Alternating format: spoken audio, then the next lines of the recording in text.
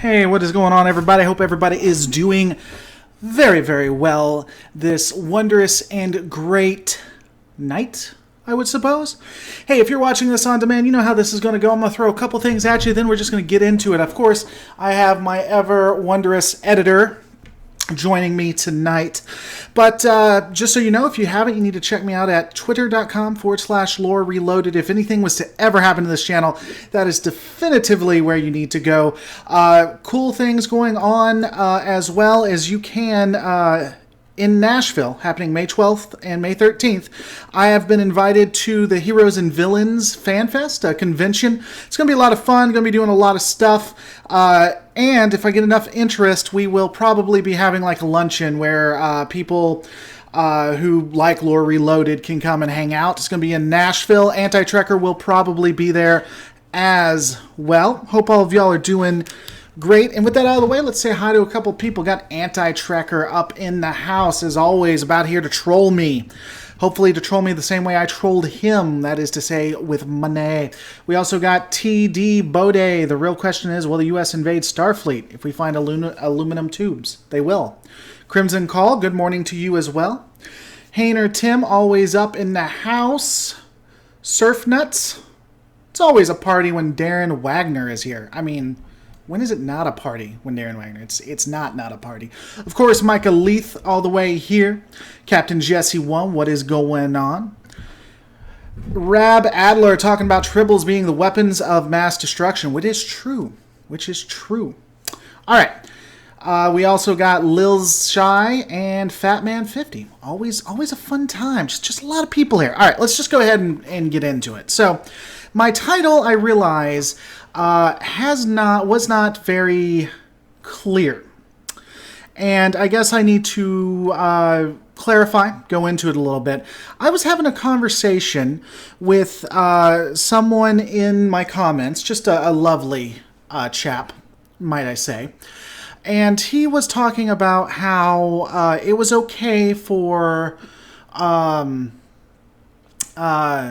Cisco to use the biogenic weapons because the Maquis had used the biogenic weapons. Because according to this wondrous and great user, apparently if someone uses chemical weapons against you, you can turn that right around and start using chemical weapons on them. Not being in the military, I don't know if that is how it works in the real world or not. My guess would be not, but I don't know. But let's talk about Starfleet and how Starfleet would handle it. Specifically starting with the Next Generation and going up into the Dominion Cold War. Now, when I say weapons of mass destruction, obviously that was put inaccurately because every photon torpedo or phaser is a weapon of mass destruction. Quantum torpedoes are just devastatingly so. But my question is, where I'm coming at it from, is should Starfleet do like what we saw with the Maquis, which is to bomb planets in a way that make them, I'm sorry, the Anti-Trekker just got me off track, if we have a case like the Maquis, should we use biogenic weapons? Now, I'm talking about Starfleet specifically, not necessarily what we would do in real life. Because the truth is a lot of people have issues with Starfleet because they don't understand what Starfleet is or how Starfleet operates, specifically in the Next Generation.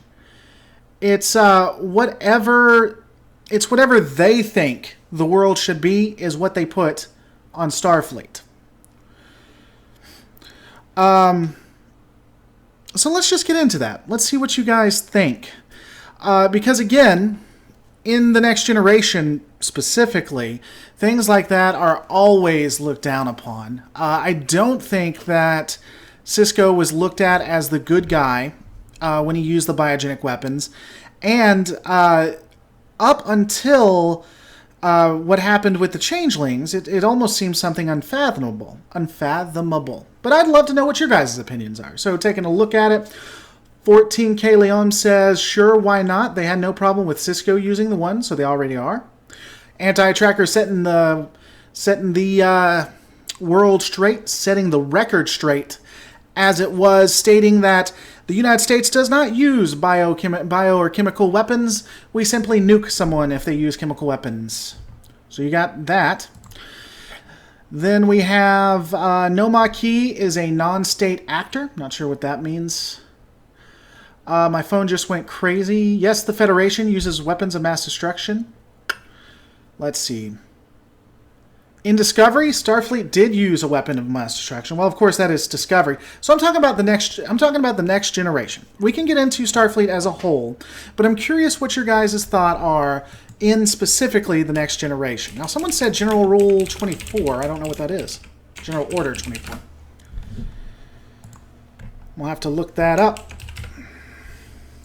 General Order 24. An order to destroy all life on an entire planet. This order has been given by Captain Garth on Antos 4 and Captain Kirk on Imaniar 567. On neither occasion was the order actually fulfilled. Garth may have explained the spirit of the order when he suggested he gave the order because I could say they were actively hostile towards the Federation. The only recorded instances of General Order 24 actually being carried out are the first issue of the Gold Keystar in the Trek comic series. Intriguing. Starfleet should use weapons of mass destruction as a last resort in war. I hate Federation pacifism. It's just stupid and causes more harm than good. I think for this to happen, Section 31 would need to be... I think for this to happen, Section 31 would need to be more prevalent. The original series is very inconsistent. I would somewhat agree with that. Antimatter torpedoes are weapons of mass destruction. Sure. So the question is should Starfleet be okay, or should Starfleet use what would be considered terrorism if done by other users? I didn't know about General Order 24. I'd be very interested in Anti-Trekker's take on that. Well, let me rephrase that. I didn't think about General Order 24 until you reminded me in the original series. And here's an interesting point of view, too. I remember that the Starfleet was very, very pacifistic, even in Deep Space Nine. One of the biggest points of that was till the Dominion War, of course. But even in the Dominion Cold War, they were willing to stand back and let the Cardassians and the Romulans do their dirty work, but didn't want to get directly involved. They, in fact, went out of their way. So in TNG and in Deep Space Nine, they specifically go out of their way to not get into war. In fact, willing to let people die and lose ships so that they would not get involved. Which is why I think for the uniform with Cisco was horrific, because it is so drastically different from everything we see in TNG DS9 up until Section 31. And in fact, Section 31, when they use the weapons, it's made to look like they're the bad guys. They're obviously written in a negative light, right? There's not a lot of sympathy for them in the show. It's an interesting commentary on Starfleet, in fact. I think it was really written to show how Starfleet couldn't be Starfleet in a galaxy that Deep Space Nine exists in. And so, my personal opinion, I'll have to rethink General Order 24, but the original series is different from TNG too. I think in TNG and Deep Space Nine, Starfleet would never allow or want to do an action like what Cisco did. And I think, plot armor aside, anyone else who wasn't Cisco would have been put in jail. Now the question is, should they do stuff like that? Should Cisco be justified?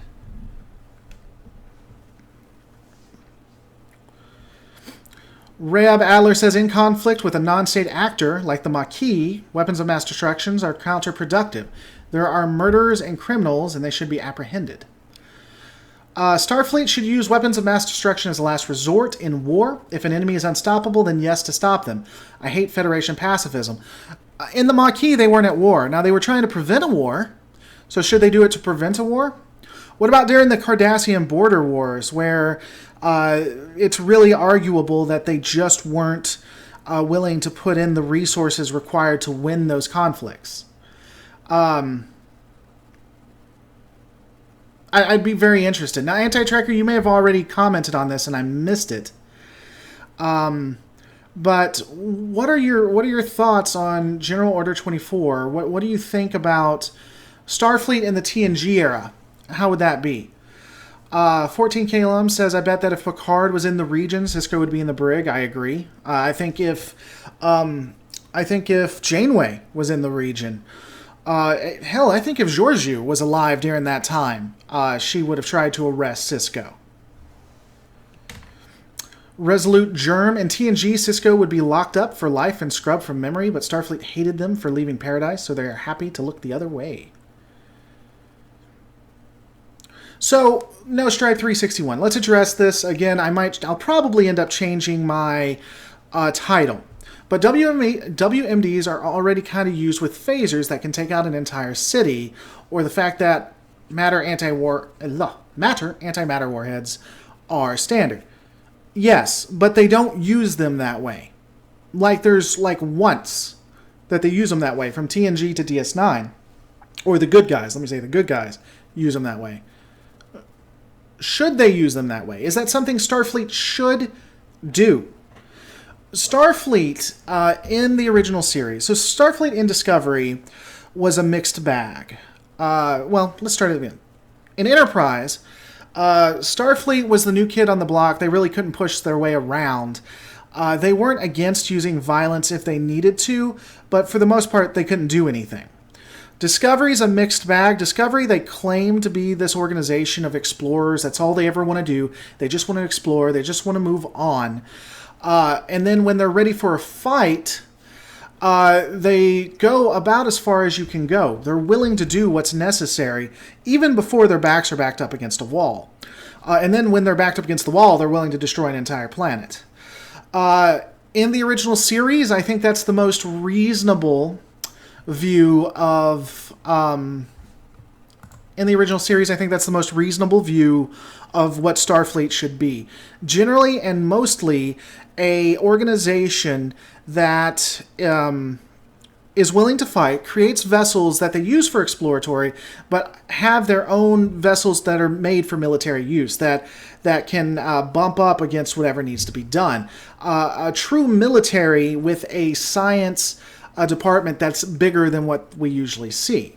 TNG, complete pacifism, complete and utter reverse of what we saw in the original series.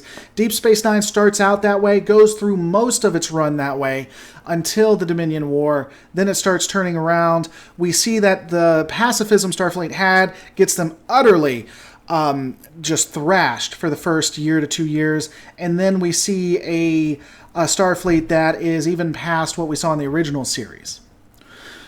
So the question is from TNG, really at any point, weapons like what happened with Sisko and the Maquis, is that okay? And if it's okay and it's only during war, why is it not okay during non-war? Nate Watson says, the Feds, and given $20, guys, the only way that this place continues to go, continues to thrive, the only way that I do this is through fan funding. That is through giving super chats like that, going onto Twitch, giving me bits, or donating, or becoming a Patreon for as low as $1, patreon.com/lore reloaded. The Feds called the Maquis non-citizens and gave their land to the Cardassians. They should have just called the Maquis-Cardassian War an internal matter, signed non-aggression pacts with the Maquis, and let the war happen between them. That's not a bad point. That is one of the things that really, really bugged me. And I don't know if it was done on purpose or is just a horrifically badly written plot line. The Maquis were citizens. And just like if someone in California says, I am not a U.S. citizen, you're still a citizen. And so the Federation gave over their lands and then sided against their citizens and called them non-citizens to justify their actions. It's one of the most horrific, barbaric things I've ever seen Starfleet do. That said, I agree with Nate Watson here when he says that if you're going to call them non-citizens, then let's call them non-citizens. Let's just do it. And that, I mean, if you're going to do it, go whole hog. Because remember, they did, in fact, try them as citizens when they caught them. It was quite the setup for Starfleet, honestly. What I was taught in the military, says Darren Wagner, was that if you are fighting an enemy that is willing to fight to the last man, you have to be willing to take their last man if you expect to win. Maquis ain't it. Captain George up in the house, pacifism is good on paper, but it's sometimes not good in practice. It just depends on the situation. I think everything's situational. I don't think you can do more with that. Crimson Call. Given the poor troop protection, like armor for infantry of Starfleet soldiers or non-existing ground vehicles, Starfleet has to use weapons of mass destruction, or they lose way too much personnel. Well, I mean, you're not wrong. Look at Siege of what? What was it? AAR. God. Star Trek Siege of AR 558. Couldn't remember the name of that. No Stripe. I think a weapon that causes unnecessary pain, like bio or chemical weapons, should be completely outlawed, but ones that are extremely powerful, like nukes, would be all right. I guess. Well, no. No. First rule of a video or stream, never have something more interesting than you in the video. Your cat is funny to watch. I don't care why you watch, as long as you watch. If you want to watch my cat, I'm okay with that. I'll admit that I've been somewhat confused as to why ground combat exists in Star Trek if ships could simply obliterate any battlefield. It just hasn't been expanded, and they didn't put the resources into expanding ground combat. Star Trek is all about space and ships and things like that. So the fact that they haven't really improved upon ground. Anytime they moved and wanted to do more scenes like on the ground and such, you have the Makos in Enterprise, right? If Janeway was fighting in the war against the Dominion, it would have ended very different. She would cream the evil Dominion. That is true. If Janeway had been a part of it, I honestly believe we would have seen SF Debris' evil Janeway. In Star Wars, a base Delta Zero is the same thing and was used by the Republic against the Seppies and continued by the Empire against Rebel holdouts. Not really relevant, but a fun fact. Well, it's interesting to look at Star Wars versus Star Trek, and I just finished Season 1 of The Expanse. I intend to start a series next week on that.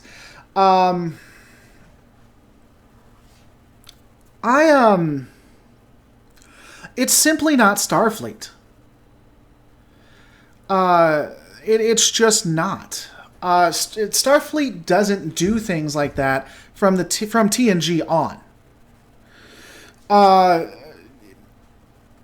Starfleet went out of its way, and I think a perfect example of this is when you have Sisko and Eddington, and I've brought this up before, and then Bird of Prey, always appreciative of Bird of Prey and Nate, who support the channel just immensely. I couldn't do it without them, but when Sisko's talking to Eddington, and Eddington is trying to defend the Maquis, saying that they had the Cardassians on the run, that they were winning, that this was something that should be done, Sisko said you should have negotiated an uncomfortable peace than have war, and use that to justify how the Maquis got destroyed. And I think that's really the mentality. Even Sisko, the Sisko, is saying that you should have given up and had some of your people die to get peace. Now, he changes his mind towards the end of the Dominion War, but still. Bird of Prey, is it worse to use weapons of mass destruction on an evil enemy or sit back and let innocent civilizations be wiped out when you could prevent it? The question is, in Star Trek, would Starfleet be willing to do that? Not what I think, but will Starfleet? I think we see that in the Cardassian border war. I think we see that during the Dominion Cold War, where they lost the Odyssey, several colonies, anywhere from about, 2 or 3 to a dozen colonies destroyed. Consistent and constant Jem'Hadar aggression. Both when they're still in the Gamma Quadrant and when they take over Cardassian territory. The Starfleet just sat back and just let them continue to kill people, just en masse. Colonies, attacks on Deep Space Nine, starships gone missing. And it finally, they had enough. So if Starfleet is willing to let that happen, along with the Cardassian border wars, how can you justify that Starfleet would do that? Now, I guess there's some good arguments for why they should, but would is the question. Starfleet must have some cultural rules against leadership calling for weapons of mass destruction. They had Genesis, Phase Cloak, and Warp. The combo is basically guaranteed win against the Dominion, but wasn't used. You know, that's a good point. They had a lot of weapons, and even in TNG, we see weapons. I forget, but Picard he found weapons or things like that, and they just put them away, and they were never used. And that only continues to prove my point. Starfleet is not the beast people think it is. Frankly, I simply think Starfleet should have simply allowed more Warhawk admirals take charge and win during the Dominion War. Lore Reloaded is a dumb bomb with a phase cloak, a weapon of mass destruction. It could be beamed anywhere and detonated at any time. Well, I mean, technically, I phrased this wrong. Because what I'm saying is, should they be used for terrorist actions? Because photon torpedo is a weapon of mass destruction, as is a phaser. But how they use them makes it. Michael Leith up in here throwing some truth. 120 people watching, 123 people watching, only 32 likes. What is going on? Hit that like button. The more you like it, the more people see it, the better it is. Let's see. Remember those kick-ass shields that the Ferengi on TNG came up with? Dr. Crusher used them against the Borg when she was briefly in command, and we never saw them again. Anti-Trekker brought up a good point. When he comes back and starts talking about the Borg, and this was him, he caught it, not me. They actually, in the Next Generation, found and started using a weapon that the Borgs never adapt to, and we never see it after that. Never see it. Dangerous Strangers hitting that like button as hard as he can. Thank you, sir. Thank you. Terran Empire support. I think that if weapons of mass destruction are going to be used, it should be in war, but only if war was started by the enemy. So you would agree with Deep Space Nine using the weapon of mass destruction, using biogenic weapons. But, I guess in Discovery they started it too. Let's see. Lore Reloaded. I think I should have used WMDs when an enemy is strong enough to warrant them, like the Borg or the Dominion. But when does it stop? So we use it on the Borg and the Dominion, but not the Cardassians. So the Cardassian border war was some conflicts. By the way, I saw the thing about gravimetric mines. That's not alpha canon. I'm assuming they got that from either a book or a game or something. The Cardassian border wars was an elongated conflict. Well, it was a series of conflicts. And for the most part, the Federation just held their own. They didn't really make huge advancements in that war. Should they have used those kinds of weapons in that war to win? Or should they have just did what they did with the Dominion? Because that was a war. Now, it was a war that the Federation was, in my opinion, stalemating because they chose to stalemate. There are some other things that occurred with that make sense. They had the Borg either at the same time or shortly close to that time. They were also having encroachments by the Romulans, so there was more going to it. But still. Anti-Trekker, thank you for coming, good sir. Don't forget to check him out. Subscribe. He's got a wonderful The Last Jedi series he's doing. At Lore Reloaded, once you're able to justify using WMDs, it gets easier and easier. I mean, yeah, I get the slippery slope. I was about to call it fallacy. I get the slippery slope argument, and I do think there is some I think there is good worry there. I think there is. Because once it just gets easier and easier. I agree. Starfleet should protect their borders a lot better. They always leave themselves open to attack. Cardassians, Romulans, Klingons, and the Dominion. So many situations, and they still haven't learned. 1,000 nod lore, no more bots. Don't know what that means. Unless you're talking about the YouTube AI. Let me say this. When you look in Alpha Canon, there's no war that the Federation was a part of, Starfleet was a part of, that it didn't get the absolute living hell beat out of them when it first started. And that was done on purpose. Now, one thing I do like, and this is in the FOSSA RPG, so it's not Alpha Canon. But the FOSSA RPG talks about the diplomatic, the way Starfleet deals with diplomacy, which was to make your punchback lethal, but to always be the second one to punch back, to never punch first.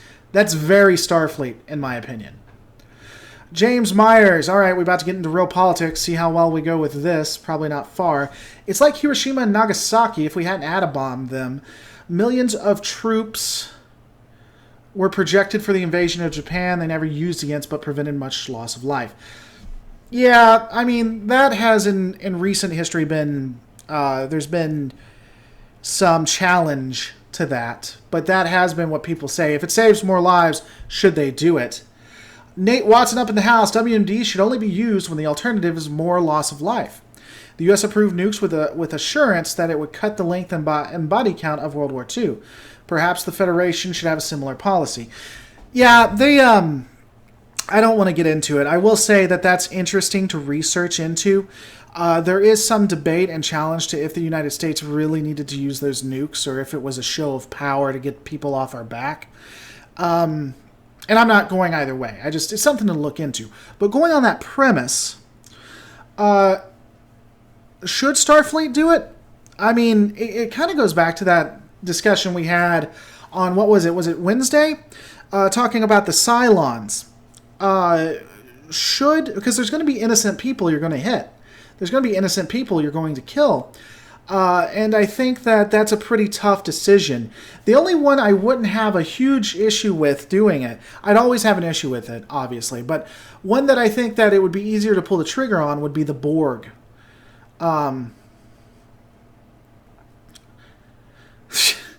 Nathan Shade, speak softly but carry a big stick. Hashtag let's die of dysentery. If you don't know the die of dysentery meme, you need to watch these more, because that's awesome. I need to include that. I did get your message, by the way. At the beginning of a war, Starfleet is trash, but a while they get their act together. Yeah, I mean, almost every war. There's not one in Alpha Canon that I remember, except for maybe the Zinti War, that, and even then, that the Federation didn't hit back and won ultimately. At Lore Reloaded, what about the experiments Section 31 do in the Trek shows, movies, and fan projects? The produced behind the street. Wow. Why can't I read tonight? David Deister in the house at Lore Reloaded. What about the experiments Section 31 do in Trek shows, movies, and fan projects? The produced behind the Federation's back. That's an entirely different conversation, I think, in my opinion. Section 31 is obviously meant to be the foil of most of Starfleet. It's obviously meant to be the Obsidian Order, but not. And I think in the JJ verse, it's a lot more prevalent. It's a lot more out in the open, a lot more expanded. But in Prime, their actions I don't think is consistent with what Starfleet claims to be, right?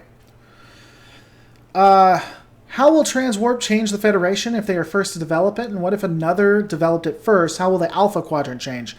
So here's an interesting thing. I'm doing the breakdown of the Excelsior tomorrow. There's nowhere in Alpha Canon that ever says the transwarp failed. We can infer that, but nowhere does it say that actually happened. It's kind of interesting.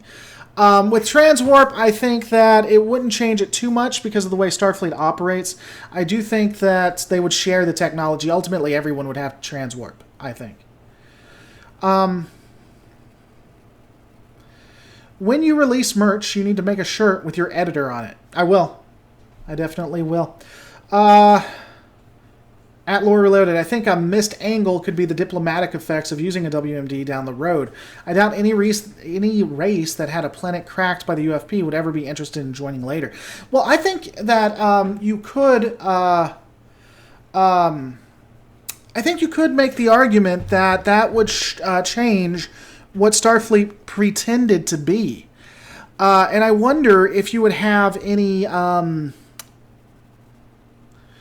I wonder if you would have any organizations, any planets try to leave after that.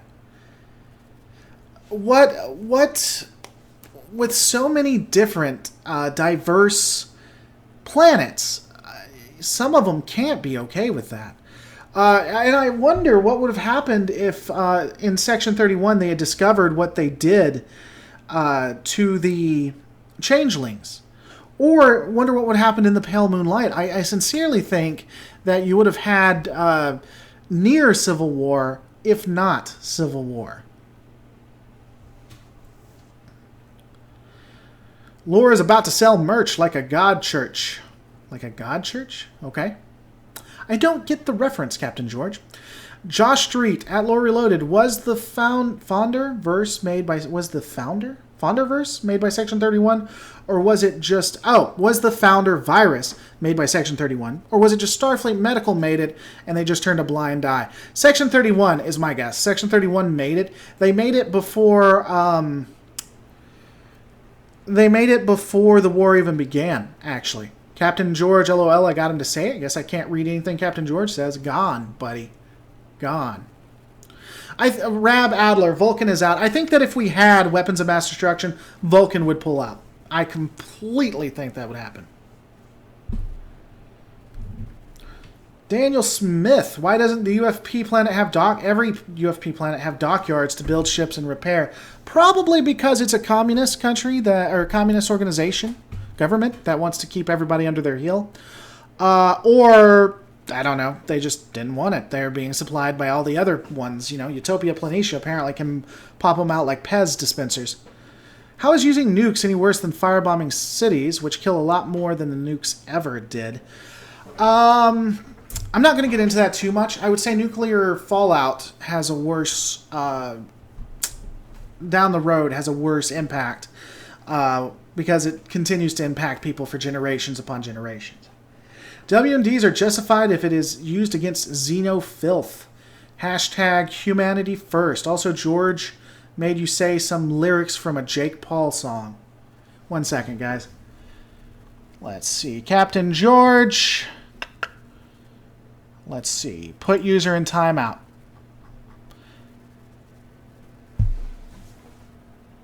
Just kidding. Oh, I can't take you out of timeout. Ah! I'm sorry. I thought I could take you out. I'm sorry, Captain George. I was messing with you. That's funny. Lore Reloaded, you said the C word. Triggered. What happens to the Andorian and Tellarite ships? They're probably used as local militia, I would say. By the way, Captain George, I sincerely apologize. I thought I could take you out immediately. I was trying to mess with you for making me say Jake Paul. Starfleet only reacts when... Wow. Starfleet only reacts when everything gone to hell and too many people die. I would actually say that Starfleet doesn't even react then. Honestly, look at what the Klingons were doing to the Cardassians. They completely crushed the Cardassian Union. Their infrastructure was gone. They barely could feed children, and Starfleet just sat back and was like, "Let's figure out how to do this diplomatically." So I think when kids are starving on the street, Starfleet still sits back.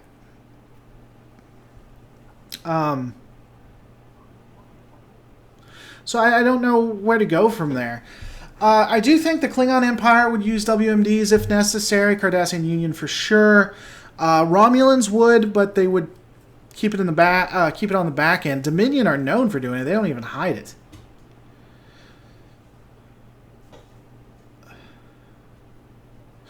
Weren't WMDs used, I think, during the Romulan atomic weapons? Yeah, during the Romulan War, we know that Starfleet, or at least the United Earth, used atomic weapons. Both sides used atomic weapons.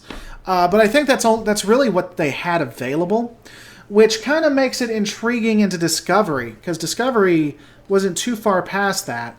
And then there's no evidence that nuclear weapons were ever used after that, and there's actual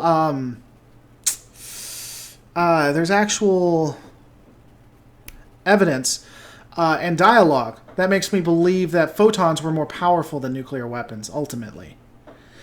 By the way, guys, 154 people watching, only 78 likes. Come on, just hit it. Hit the like or hit the dislike. If you ain't hit a like or dislike, you scared. You coward. I'm calling you out. Remember the can't. Remember it.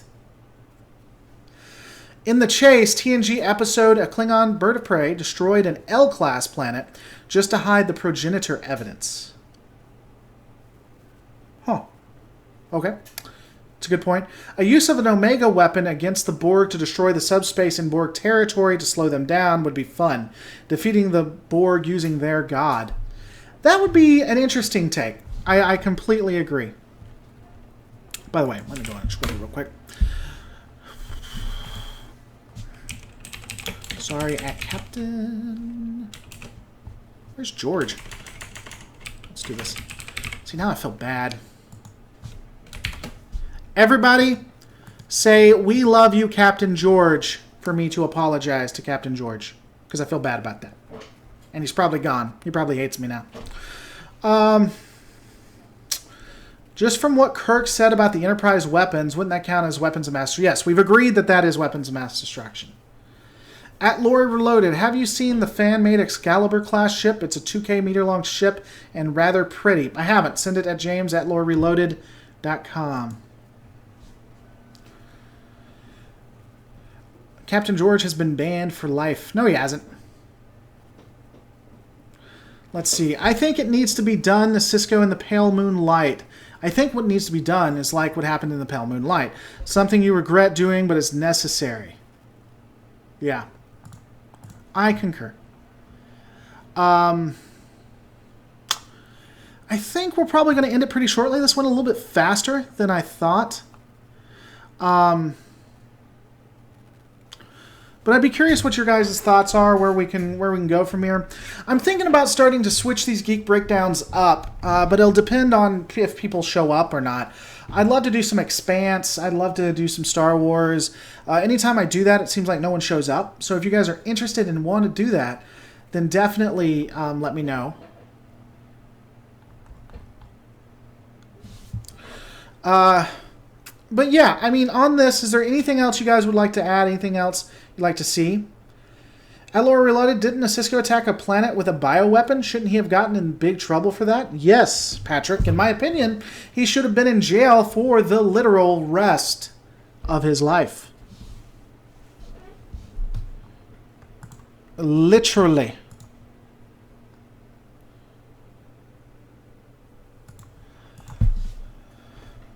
Captain George is back. Yay!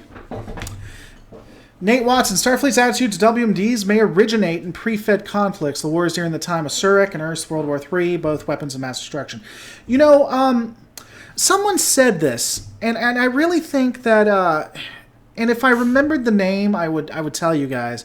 But a fan said, a lot of the species, and I'm going to butcher it, but it was something to the effect of, a lot of the species of the Federation don't go to war because they remember how good at it they are.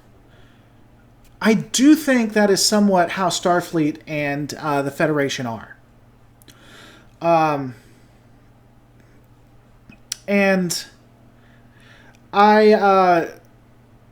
that's what frustrates me. And this guy really frustrated me. I'm not going to sit here and lie. By the way, did I read Nate's? Yeah. I'm not going to sit here and lie, because this guy that I was talking to was trying to treat Starfleet as if it was an actual government, and as if it is in the real world. And the way we react in the real world, and the way Starfleet would react are two different things. If the United States acted like Starfleet, the United States would have been destroyed a long time ago. And that is any government. It's just the way it worked. Do you think Janeway could have given up her leadership or power after Voyager? Absolutely. I will say this. I will say this about it. Janeway just wanted to get her crew home. That's what she cared about. She didn't care about the power. I don't even think she wanted the power. I don't think she wanted to be a leader in the end. She just wanted to get everybody home, and she wanted them all to be safe. Of the many issues I have with Janeway, of the many inconsistent writing, it's the writing of Janeway that I have an issue with. Of the many inconsistencies, I think that is done well, and I think it's very well done and explains everything she does mostly. Captain George, like I said on Twitter at Lore Reloaded, I deserved it. Plus, I can take a joke and not get hurt by it. Well, that's good. Everybody needs to be like that and be able to take a joke. I thought I could unban you immediately. I thought I could do that. I guess it's only on Twitch that it allows you to do that, which is why I did it. I'm not going to do it if I can't undo it. But and I don't care. You guys can joke with me. As Shran from Enterprise once said, did he actually say that, or was that just an Axanar thing? Don't push the pink skins to the thin ice. That sounds like something Shran would say. I don't ever remember him actually saying it. Should Starfleet build a huge mobile starbase with planet killer fleet weapons like the Death Star? I don't think Starfleet would. Eric Robinson, sorry, but I'm out. Thanks for coming, buddy. Always appreciate it. No, I don't think they should. I don't think it's very Starfleet. Janeway had a chance to get her people home, especially when she could have set a time on the caretaker station. Okay, let me say this. This is my honest-to-God interpretation of Janeway. It's the only way that any of this makes sense. Janeway was a good captain starting out. And I think she was going to be a great captain if she had the time to get the experience that we see with Picard, that we see with Sisko. Janeway, when we first see her in Caretaker, is the quintessential Starfleet officer. And she does what I think a Starfleet officer would have done, which is to destroy the Caretaker's array, to save people, to help people. The fact that she didn't put a timer on it is probably a spur-of-the-moment human flaw. Now, as we continue on and they make their trip home, Janeway begins to see people die. She begins to lose people. She begins to watch them suffer. She begins to watch them starve. Things are just so out of her hand. And I think that slowly we watch her slip into a kind of madness to become this tragic hero, where at the end of it, she is willing to wipe away children, and she does. She goes back in time, and logically, we have to assume that she completely destroyed entire lives, made it so lives didn't exist, changed the Alpha Quadrant's future. And by the way, I know that the chat went away about Luke. I'm going to talk about that. I got it saved. Don't worry. And so it makes sense, and it could be a really good story. And I know that's not what they meant, but that's where it goes. Darth Kilhoun, first of the Grey Sith, thank you so much for supporting the channel. Would you say that Luke Skywalker is guilty of war crimes for destroying the Death Star and killing nearly 3 million military personnel? If you guys haven't read it, there's a book. Oh man, it's based off the Battlefront game, the Star Wars Battlefront game. Wish I remembered the name of it. But it's a really good book. And it talks about, and this is logical, how they had scientists and civilians and engineers and just the brightest and the top of the top on the Death Star. Ultimately, do I think that it was a war crime? No. But I could see how people would think that or believe that. I could see how people would demonize them. Yeah, it's Inferno Squad. Star Wars Battlefront 2 Inferno Squad. Wonderful book. Read it. But they were defending themselves. It was self-defense. I don't look at that as a war crime. But, you know, there was a lot more than just military there. They killed a lot of people. It was a it was a moon, and it was a moon full of people. It would have been the same thing. So the destruction, it was similar to the destruction of Alderaan, except it was a moon. So it would have been less people because it's a moon. But still, it was basically a planet full of people. But it's war. You have to do that. Midnight 2027. The Death Star was a military target. Totally valid. I agree. It's like in war in real life. If you know, a country attacks another country's base, and that base has a science division, and the science division gets killed, it's unfortunate, but it's just something that happens. It's a military target. Infernos at Darth Kilhoun, First of the Grey Sith, at Captain George. Honestly, minus Sidious and Vader, the Empire wasn't so bad. They even freed human slaves. You know, the Empire is a really interesting conversation. They really are. Because you took honest-to-God people and you put them under an empire, and when you look at what Sidious did, just forget the prequels and how bad they were. Look at what Sidious did. He created a civil war, this huge, massive war in the galaxy, made tons of suffering. Just everybody was hurting. Death was constant.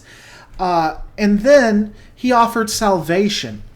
And generally, when you look at what the Empire did, they did a lot of good.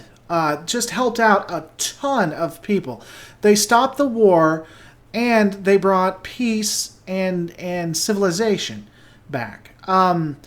And as long as you didn't rise up against them, they were more than happy to protect you. It's an interesting study, I think.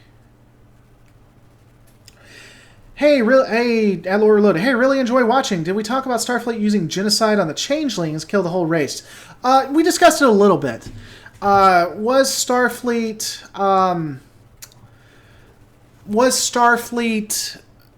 right in doing that? And I don't feel it was Starfleet. That was very Starfleet. I think post-Dominion War, post-Deep Space Nine, yeah. The Empire was objectively bad, though. Like, they freed humans, but even they still enslaved the Wookiees on Kashyyyk. Yeah, no, I'm not saying the Empire was good. What I am saying is that the Empire freed a lot of people. And they did a lot of good. Law Day, F an hour late. So, guys, I'm going to say this, and I truly, sincerely apologize. When I set the time, that is the latest I'm going to start. I wish there was a way I could put on here starting between 7 and 9. If I'm going to do a show, it will generally be 7 p.m. Central Standard Time, 8 p.m. Central Standard Time, or at the latest 9 p.m. Central Standard Time. And I'm so sorry that that's deceptive. I don't mean for it to be. But that's just the way I have to do it. Oh, while I have here people, I would be interested. I've talked about this before, but I'm thinking about diversifying Geek breakdowns and not always doing Star Trek. I'd love to talk about The Expanse. I'd love to talk about Star Wars, Marvel. Put 1 in the comments if you'd be interested and you'd actually show up, or 2 if you want me to keep on Star Trek. And be honest, it's not going to hurt my feelings. Let's see. Rebels are terrorists that, when finally put into power, showed how weak and incompetent the Republic is. The same flaws from the old Republic were shown in the new Republic, like corruption and stagnation. Absolutely, Darth Vader. You are absolutely, positively right. I completely agree with that. I think that I think that the new movies are an abomination, are absolutely positively abomination because of what they did with the New Republic. They completely and utterly, in my opinion, did a disservice to the New Republic because they were so much wanted to be rebels. They wanted to redo a rebellion. And I think they could have told a good story and still had the New Republic. Michael Case, by the way, guys, I need to put this out here. So if you believe in it, we need prayers. But if you're not religious, that's fine. Just give good thoughts. Michael Case has apparently had some head trauma. He must have hit his head or been in a wreck or something. He says, "I love Star Trek Discovery," and we hope you feel better, buddy, and we hope whatever happened to you turns around. What about Voyager's tricobalt devices? Absolutely, were weapons of mass destruction. Apparently, Shirley Diaz was also in the wreck with Michael Case and is also suffering from it. So that's unfortunate. Bullrock. Some people like Star Trek Discovery. All right, let me say this. Let me say this. I give a lot of guff about it. If you like Star Trek Discovery, that's great. I'm glad you enjoy it. And I think there are things to enjoy about Star Trek Discovery. And I do think it's Trek. I don't believe in the no true Scotsman fallacy. But I don't like what they did with it. I thought I was really hopeful. I was getting into it. They had me up until the Terran Empire, and they decided to go too political with it. But yeah, just dab on the hater like Logan Paul. Lade is now going to get kicked for 300 seconds.